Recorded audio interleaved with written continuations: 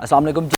खबर थी, खबर के हवाले से आपको अपडेट करना था। खबर जैसे ही आती है तो पहलू की तरफ लोग सोचते हुए भाग पड़ते हैं, उसके बाकी पहलू को नहीं देखते, खबर के की पॉइंट्स को नहीं निकालते। तो यहाँ पहले आपके साथ खबर शेयर करता हूँ और ख़बर के बाद इसके बारे में बताते हैं कि इसका होगा क्या। 18 हाउसिंग सोसाइटी के ख़िलाफ़ 9 अरब रुपए का एक केस आया है, जो कि टैक्स चोरी के बारे में है कि टैक्स चोरी का इल्ज़ाम है उनके ऊपर। और पंजाब रेवेन्यू अथॉरिटी का टैक्स अदा ना करने पर 18 हाउसिंग के हेड ऑफिस पे छापा मारा गया। कमिश्नर तौकीर अहमद की हिदायत पर इन्फोर्समेंट ऑफिसर सोबिया अनम और अदील अहसन ने ये कार्रवाई की। और कार्रवाई के दौरान जो सेल्स टैक्स से मुतल्लिक जितना भी उसको ज़ब्त कर लिया गया।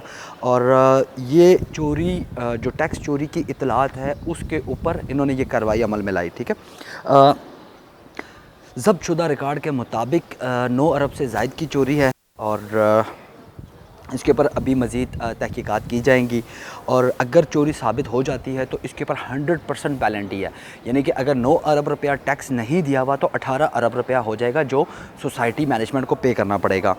और ये इनका कहना है कि जी इसके अलावा भी हम बहुत सारी सोसाइटीज़ को देख रहे हैं और उनके ख़िलाफ़ हम एविडेंस कलेक्ट कर रहे हैं। और आखिर में इन्होंने मेंशन किया हुआ कि 600 एकड़ के ऊपर ये प्रोजेक्ट मुहित है, यानी कि 600 एकड़ इसकी लैंड है। थोड़ा सा मैं आपको यहाँ पे 18 की जो हिस्ट्री है वो बताना चाहूँगा। 18 बेसिकली इस्लामाबाद के बिल्कुल अटैच, यानी कि अगर इसके ऑपोजिट में देखें तो G17 सेक्टर आता है, इस्लामाबाद CDA का सेक्टर है।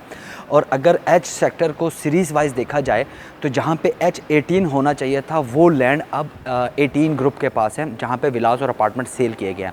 जब से ये प्रोजेक्ट स्टार्ट हुआ है तब से अभी तक इसके अंदर कोई लीगल कोई भी ऐसा केस नहीं आया जिसमें हमें ये देखने को मिले कि इसका बनाने वाला ग्रुप ठीक नहीं है, इनके पास लैंड मौजूद नहीं है, या इनकी कोई भी इलीगल एक्टिविटी है, या उस किसी भी इलीगल एक्टिविटी के अंदर ये शामिल है।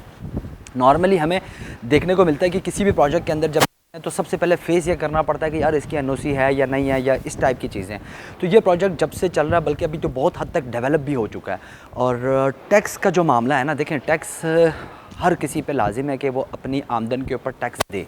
गवर्नमेंट के इसके ऊपर एक्शन कमेटीज़ भी बनी हुई हैं, और चाहे वो बिज़नेसमैन है, चाहे वो सैलरी पर्सन है, कोई भी है, तो उसके ऊपर ये लाजिम है कि वो टैक्स दे। अब जो लोग टैक्स देते हैं ऑब्वियसली उनकी नज़र के अंदर ये बहुत बुरा भी है कि यार कि एक टैक्स ना देने वाला टैक्स क्यों नहीं दे रहा। ऑलरेडी ये एक क्राइम भी है।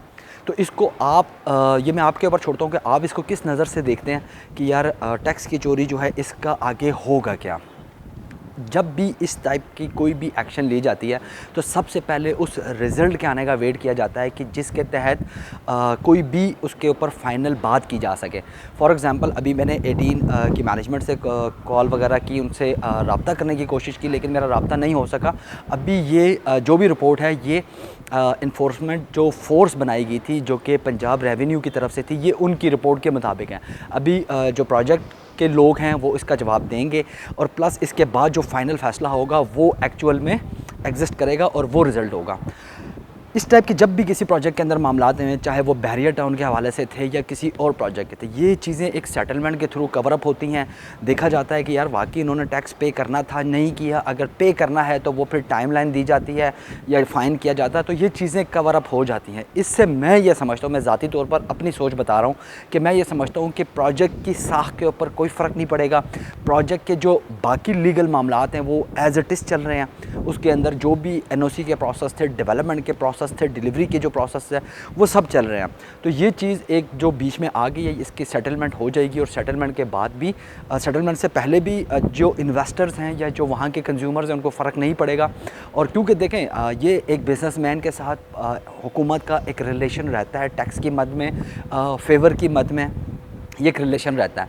समटाइम्स बिज़नेसमैन की कोई कोताही होती है, समटाइम्स गवर्नमेंट इदारों की तरफ से कोई चीज़ मिसप्लेस हो सकती है, मिसमैनेज हो सकती है। ठीक है, तो ये चीज़ें सेटलमेंट हो जाती हैं, सॉर्ट आउट हो जाती हैं। इससे प्रोजेक्ट की वर्थ या प्रोजेक्ट की साख के ऊपर कोई फ़र्क नहीं पड़ता, और प्रोजेक्ट ने उसी तरह कंटिन्यूसली चलना है जिस तरह पहले से वो चलता आ रहा है। उसके अंदर कमर्शियल एक्टिविटीज़ आने वाली है, उसका लोकेशन के हवाले से, उसकी एनओसी के हवाले से, उसकी बाकी जो लीगल डॉक्यूमेंट्स है उसके हवाले से, ये तमाम चीज़ें इस प्रोजेक्ट की क्लियर है। तो बिला ज़रूरत किसी ऐसी ख़बर के पीछे ना भागें जिसकी मतलब कि अभी कोई एंड रिज़ल्ट नहीं आया हुआ, और इस तरह की कोई किसी भी रूमर्स के पीछे ना जाएं। और मैं ये भी नहीं कह रहा कि अगर आपने प्रोजेक्ट के अंदर इन्वेस्टमेंट नहीं की हुई तो फ़ौरन से इन्वेस्टमेंट जाके कर दें, ऐसा मैंने बिल्कुल नहीं कहा।